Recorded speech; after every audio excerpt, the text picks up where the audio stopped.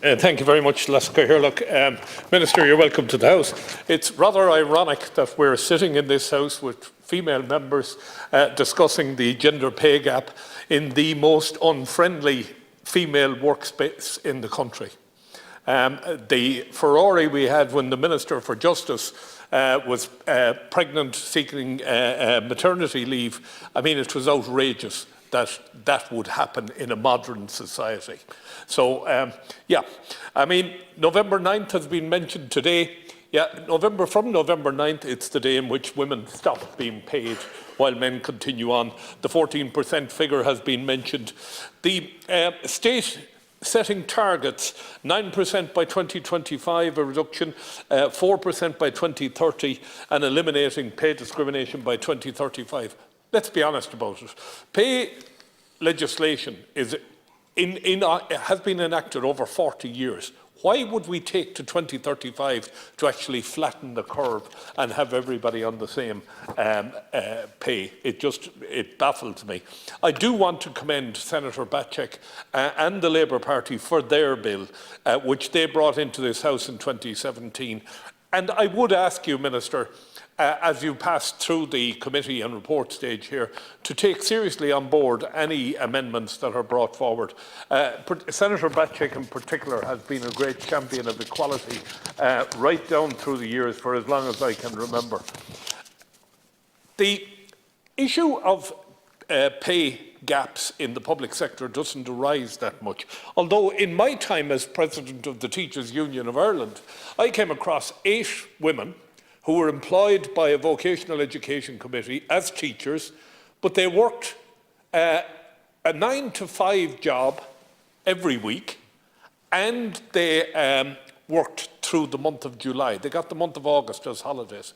And when I came across these people, these women, the first thing that crossed my mind is they wouldn't have dreamt of doing that if there was one man on the staff, right? So the bottom line on it is women have been exploited right through the ages.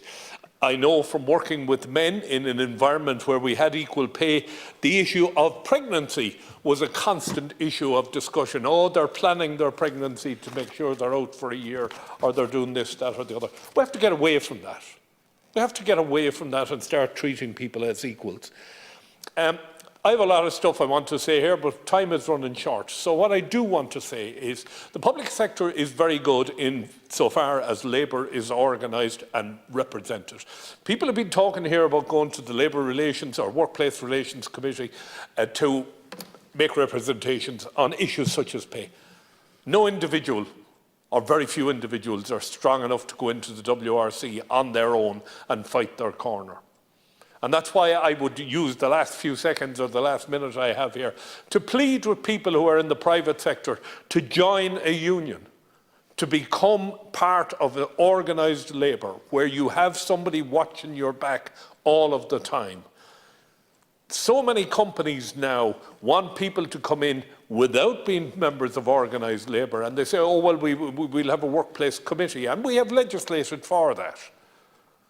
But, you know, there is exploitation going on all of the time, and most of the time, in my time, in 25 years of trade unionism, most of the exploitation I saw was against women.